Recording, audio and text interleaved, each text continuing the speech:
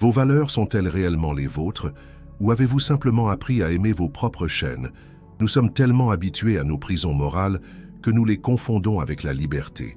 La cage invisible qui nous entoure a été construite bien avant notre naissance, brique, par des mains que nous n'avons jamais connues. Mais et si les chaînes que nous portons comme des bijoux étaient exactement cela, des instruments de notre propre soumission? Friedrich Nietzsche observait l'humanité comme on observe un théâtre d'ombre. Derrière les rideaux de la civilisation, il ne voyait pas le progrès moral que tous célébraient, mais une tragédie déguisée en triomphe. Que voyons-nous lorsque nous levons les yeux au ciel? L'agneau ne voit que la limite de sa portée. L'aigle, lui, voit des horizons que le troupeau ne concevra jamais. Serait-il possible qu'il existe deux manières complètement distinctes de voir le monde? La morale n'est pas apparue comme une vérité universelle, mais comme un outil. Et tout outil porte la marque de celui qui l'a forgé et le but pour lequel il a été créé. Imaginez-vous dans la Grèce antique. Non pas celle des cartes postales et des films hollywoodiens, mais la Grèce qui respirait des valeurs, pour nous incompréhensibles. Les nobles grecs ne considéraient pas la bonté comme la vertu suprême, mais plutôt l'excellence, la force, la capacité à se distinguer. Qu'est-ce qui était bon pour eux? Pas l'altruisme ou l'humilité. Bon était d'être puissant, vigoureux, capable. Mauvais était d'être faible, lâche, incapable. Une morale née des hauteurs, des mains de ceux qui régnaient sur leur propre destin. Mais qui était en bas, servant, obéissant? Comment supporter de vivre sous des valeurs qui vous condamnent par votre propre existence? La grande inversion a commencé lorsque les faibles, ceux qui n'avaient pas le pouvoir de se confronter directement, ont transformé leur impuissance en vertu. L'humilité est devenue sacrée, l'obéissance divine, la souffrance purificatrice. N'est-ce pas là le coup le plus astucieux de l'histoire? Transformer la faiblesse en force morale, la soumission en supériorité spirituelle. Les masques que nous portons révèlent moins qui nous sommes et plus ce que nous craignons de devenir. Le ressentiment, cette émotion qui bout lentement dans les sous-sols de l'âme, est devenue l'architecte de nouvelles valeurs. Si je ne peux me venger de celui qui m'opprime, je peux au moins le condamner moralement. Si je ne peux pas atteindre ce qu'il a, je peux dire qu'il est péché de le désirer. La morale des esclaves n'est pas née de l'abondance, mais de la rareté. Non pas de l'affirmation joyeuse, mais de la négation ressentie. Lorsqu'une personne forte dit « je suis bon », donc celui qui est différent de moi est mauvais, elle part d'elle-même. Lorsqu'un homme de ressentiment dit « ils sont mauvais, donc je dois être bon », il doit d'abord définir l'autre pour ensuite, par contraste, se définir lui-même. Pourquoi ressentons-nous encore aujourd'hui de la culpabilité pour des désirs que nous n'avons pas choisi d'avoir? Pourquoi craignons-nous nos propres impulsions comme si elles étaient des envahisseurs étrangers dans notre propre maison? Le christianisme, selon Nietzsche, a représenté le triomphe historique de la morale des esclaves, non par le mérite de ses arguments, mais par la force souterraine de son ressentiment transformé en vertu. Percevez-vous les chaînes maintenant? Elles sont si bien polies que nous les confondons avec des bijoux. La compassion, l'égalité, l'altruisme seraient-elles vraiment des valeurs universelles ou simplement l'étendard de ceux qui ne peuvent pas rivaliser autrement? La suspicion nietzschéenne est corrosive. Et si notre moralité actuelle n'était que la vengeance des faibles contre les forts, déguisée en vertu universelle? Mais attention, Nietzsche n'inverse pas simplement l'équation pour dire que nous devrions être cruels ou dominateurs. Le philosophe au marteau ne frappe pas seulement pour détruire, mais pour sonder la solidité de ce que nous tenons pour acquis. Qu'est-ce qui sonne creux quand on le frappe? Qu'est-ce qui résiste à la remise en question? L'aigle ne déteste pas l'agneau. Il ne pense même pas à l'agneau. Il vit simplement selon sa nature. L'agneau, lui, rêve d'un monde où les aigles sont des pêcheurs, un monde où voler haut est considéré comme un acte d'arrogance. Combien de votre bonté est authentique et combien n'est que de la peur déguisée? Combien de votre modestie est authentique et combien n'est que de l'envie refoulée? Le noble nietzschéen n'est pas celui qui domine les autres, mais celui qui se domine lui-même.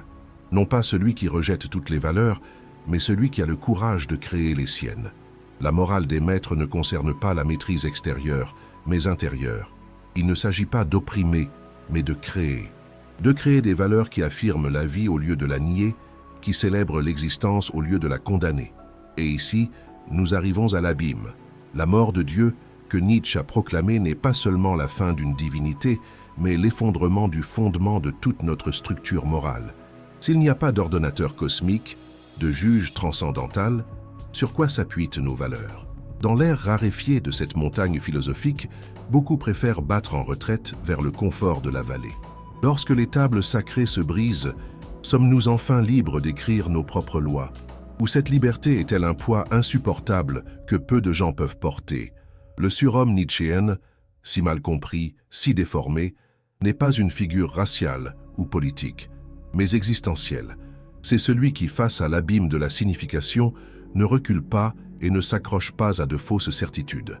C'est celui qui accepte l'éternel retour de chaque instant, comme s'il désirait le vivre un nombre infini de fois. Les masques que nous portons révèlent moins qui nous sommes, et plus ce que nous craignons de devenir. Le ressentiment, cette émotion qui bout lentement dans les sous-sols de l'âme, est devenue l'architecte de nouvelles valeurs. Si je ne peux me venger de celui qui m'opprime, je peux au moins le condamner moralement. Si je ne peux pas atteindre ce qu'il a, je peux dire qu'il est péché de le désirer. La morale des esclaves n'est pas née de l'abondance, mais de la rareté. Non pas de l'affirmation joyeuse, mais de la négation ressentie. Lorsqu'une personne forte dit « Je suis bon, donc celui qui est différent de moi est mauvais », elle part d'elle-même. Lorsqu'un homme de ressentiment dit « Ils sont mauvais, donc je dois être bon », il doit d'abord définir l'autre pour ensuite, par contraste, se définir lui-même. Pourquoi ressentons-nous encore aujourd'hui de la culpabilité pour des désirs que nous n'avons pas choisi d'avoir? Pourquoi craignons-nous nos propres impulsions comme si elles étaient des envahisseurs étrangers dans notre propre maison? Le christianisme, selon Nietzsche, a représenté le triomphe historique de la morale des esclaves. Non par le mérite de ses arguments, mais par la force souterraine de son ressentiment transformé en vertu. Percevez-vous les chaînes maintenant? Elles sont si bien polies que nous les confondons avec des bijoux. La compassion, l'égalité, l'altruisme, seraient-elles vraiment des valeurs universelles? Ou simplement l'étendard de ceux qui ne peuvent pas rivaliser autrement? La suspicion nietzschéenne est corrosive, et si notre moralité actuelle n'était que la vengeance des faibles contre les forts, déguisée en vertu universelle, mais attention, Nietzsche n'inverse pas simplement l'équation pour dire que nous devrions être cruels ou dominateurs. Le philosophe au marteau ne frappe pas seulement pour détruire, mais pour sonder la solidité de ce que nous tenons pour acquis. Qu'est-ce qui sonne creux quand on le frappe? Qu'est-ce qui résiste à la remise en question? L'aigle ne déteste pas l'agneau. Il ne pense même pas à l'agneau. Il vit simplement selon sa nature. L'agneau, lui, rêve d'un monde où les aigles sont des pêcheurs. Un monde où voler haut est considéré comme un acte d'arrogance. Combien de votre bonté est authentique et combien n'est que de la peur déguisée? Combien de votre modestie est authentique et combien n'est que de l'envie refoulée? Le noble nietzschéen n'est pas celui qui domine les autres, mais celui qui se domine lui-même. Non pas celui qui rejette toutes les valeurs, mais celui qui a le courage de créer les siennes. La morale des maîtres ne concerne pas la maîtrise extérieure, mais intérieure. Il ne s'agit pas d'opprimer, mais de créer. De créer des valeurs qui affirment la vie au lieu de la nier, qui célèbrent l'existence au lieu de la condamner. Et ici, nous arrivons à l'abîme. La mort de Dieu que Nietzsche a proclamée n'est pas seulement la fin d'une divinité, mais l'effondrement du fondement de toute notre structure morale. S'il n'y a pas d'ordonnateur cosmique, de juge transcendantal, sur quoi s'appuient nos valeurs? Dans l'ère raréfiée de cette montagne philosophique, beaucoup préfèrent battre en retraite vers le confort de la vallée. Lorsque les tables sacrées se brisent, sommes-nous enfin libres d'écrire nos propres lois? Ou cette liberté est-elle un poids insupportable que peu de gens peuvent porter? Le surhomme nietzschéen, si mal compris, si déformé, n'est pas une figure raciale ou politique, mais existentielle. C'est celui qui, face à l'abîme de la signification, ne recule pas et ne s'accroche pas à de fausses certitudes. C'est celui qui accepte l'éternel retour de chaque instant comme s'il désirait le vivre un nombre infini de fois. Les masques que nous portons ne sont pas seulement pour les autres, ils sont aussi pour nous-mêmes. Des couches et d'autres couches d'identité assumées, jusqu'à ce que nous oublions qu'il y a quelque chose en dessous. Et si vous retiriez tous les masques, que trouveriez-vous? Y aurait-il un vrai moi qui attend d'être découvert ou seulement le vide terrifiant de l'absence d'une essence fixe? Notre moralité moderne, cet étrange hybride de valeurs chrétiennes sécularisées et d'utilitarisme de marché, célèbre la médiocrité comme la vertu suprême.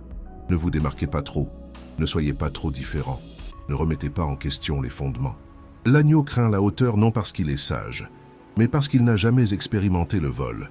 Il préfère croire que le ciel est interdit plutôt que d'admettre qu'il lui manque des ailes. La généalogie de la morale n'est pas seulement un exercice historique, c'est un miroir implacable qui nous oblige à affronter les fondations cachées de nos convictions les plus intimes. Que voyez-vous dans ce miroir? Un créateur de valeurs ou un consommateur de celle-ci? Un être qui dit oui à la vie même dans sa souffrance ou quelqu'un qui a besoin de promesses de compensation future pour supporter le présent? La morale des maîtres regarde sa propre ombre sans détourner le regard, reconnaît ses abîmes sans s'excuser pour eux. Elle ne cherche pas de coupables externes pour sa condition, ni n'attend un salut qui ne viendrait pas d'elle-même. À chaque choix, une version de nous meurt pour qu'une autre puisse naître. À chaque valeur que nous embrassons, d'innombrables autres possibilités sont réduites au silence. C'est le poids de la liberté que peu de gens peuvent porter sans plier. Les chaînes les plus efficaces sont invisibles. Ce sont celles que nous confondons avec notre propre peau. Nietzsche ne nous invite pas à une régression morale, mais à une progression au-delà de la moralité telle que nous la connaissons. Ni bien ni mal, mais au-delà du bien et du mal. Et si le plus grand courage n'était pas de se sacrifier pour les autres, mais de devenir celui que l'on est vraiment, même si cela signifie décevoir des attentes, briser des normes et marcher seul. La solitude du créateur de valeur est différente de la solitude de l'isolé. Ce dernier fuit le monde. Le premier affronte le monde selon ses propres termes, même si cela signifie ne plus jamais y appartenir complètement. Nous vivons à l'ère du dernier homme que Nietzsche a prédit, celui qui cligne des yeux devant toute grandeur, qui réduit tout à sa propre échelle médiocre, qui se méfie de toute excellence comme d'une forme d'oppression. Tout le monde veut la même chose, tout le monde est pareil. Celui qui ressent différemment va volontairement à l'asile. L'aigle n'a pas besoin de prouver sa valeur à l'agneau. Son vol n'est pas une démonstration, c'est simplement sa façon d'exister. Sa hauteur n'est pas de la vanité, c'est une nécessité. Nos vertus sont nos besoins les plus intimes transformés en valeur. La morale qui ne naît pas de nos entrailles, mais est imposée de l'extérieur, sera toujours une prison, peu importe à quel point ses barreaux sont dorés. Vos valeurs sont-elles réellement les vôtres, ou avez-vous simplement appris à aimer vos propres chaînes? La question revient, mais maintenant vous l'entendez avec d'autres oreilles. Les mêmes mots, un sens transformé. Les masques sont tombés. Les aigles et les agneaux ont révélé leur danse éternelle. Les chaînes sont visibles pour celui qui ose regarder. Et vous, créerez-vous vos propres valeurs dans le vide, laissées par les idoles déchues, ou chercherez-vous de nouvelles autorités pour vous dire comment vivre? La réponse, comme Nietzsche l'a toujours su, ne se trouve dans aucun livre ni discours. Elle réside dans le courage de chacun à devenir ce qu'il est, même si cela signifie voler seul à des altitudes où l'air est presque irrespirable. Les chaînes les plus lourdes ne sont pas celles qui nous retiennent, mais celles que, par peur, nous refusons de lâcher.